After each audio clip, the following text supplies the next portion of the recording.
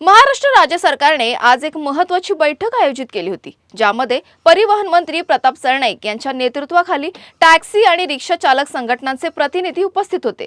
या बैठकीत सर्व सदस्यांनी सहमती दर्शवली की महाराष्ट्रात व्यवसाय करत असताना मराठी बोलणं अनिवार्य असावं, यासाठी चालकांना काही वेळ दिला जावा अशी त्यांची मागणी होती। यावर आमचे प्रतिनिधी किरण जाधव यांनी ऑटो टॅक्सी कामगार युनियनचे नेते शशांक राव यांच्याशी खास बातचीत केली आहे, पाहूयात।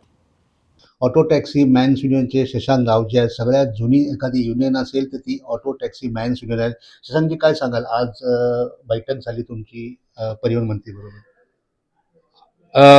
1 मे पासून म्हणजे परिवहन खात्याने जे त्यांचा निर्णय घेतलेला होता की 1 मे पासून रिक्षा चालक आणि टॅक्सी चालकांचं मराठी लिहिता आणि वाचता येतं का याची चाचपणी करणार, आणि ती चाचणी घेतली आणि ज्या लोकांना मराठी लिहिता आणि वाचता येत नाही अशांचे परमिट रद्द करण्याचा निर्णय त्यांनी घेतला होता। आम्ही मुळात ते गैरकायदेशीर आहे आणि तो निर्णय तातडीने रद्द करण्यात यावा अशी मागणी केलेली होती। आणि कारण रिक्षा चालकांना व्यावहारिक मराठी आलं पाहिजे, आणि आमचं म्हणणं होतं की व्यावहारिक मराठी येण्याकरिता जे काही प्रशिक्षण असेल त्याच्यामध्ये युनियन स्वतः सहभाग घेईल, पण अशा पद्धतीने लिहिणं आणि वाचण्याचं जर तुम्ही घेतलं तर मोठ्या प्रमाणात लोकांचे परवाने रद्द होतील आणि त्यांची उपजीविका नष्ट होईल।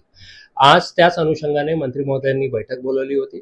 त्या बैठकीमध्ये आम्ही युनियनची भूमिका मांडली, सविस्तर चर्चा झाली आणि आनंद आहे की सकारात्मक चर्चा झालेली आहे।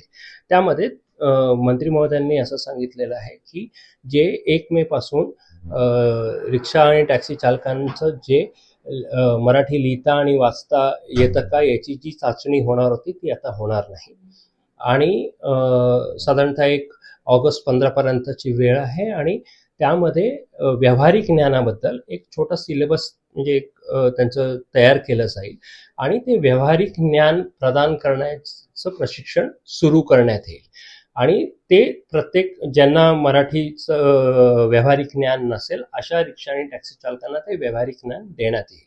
आम्ही त्याचं स्वागत करतो, कारण हे मग आम्ही म्हणालो की जे काही प्रशिक्षण सुरू होईल त्याच्यामध्ये युनियन पूर्णतः सहयोग करेल, किंबहुना परिवहन खात्याच्या सहकार्याने आम्ही स्वतःहून युनियनच्या मार्फत सुद्धा ते जे काही करिक्युलम समोर ठेवतील त्या अनुषंगाने आम्हीही रिक्षा आणि टॅक्सी चालकांचे प्रशिक्षण घेऊ।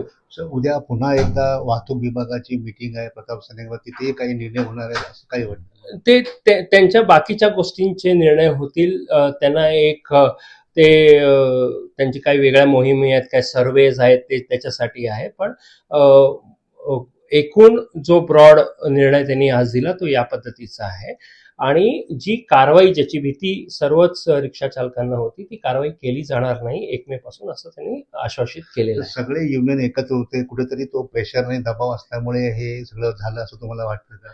नाही, एकूणच रिक्षा चालकांची जी काही बाजू ज्यांनी कोणी मांडलेली आहे त्या अनुषंगाने मंत्री महोदयांनी हा निर्णय घेतलेला आहे। हे होते शशांक रावजी, कॅमेरामॅन दत्ता प्रसाद सह किरण जाधव, आवाज इंडिया।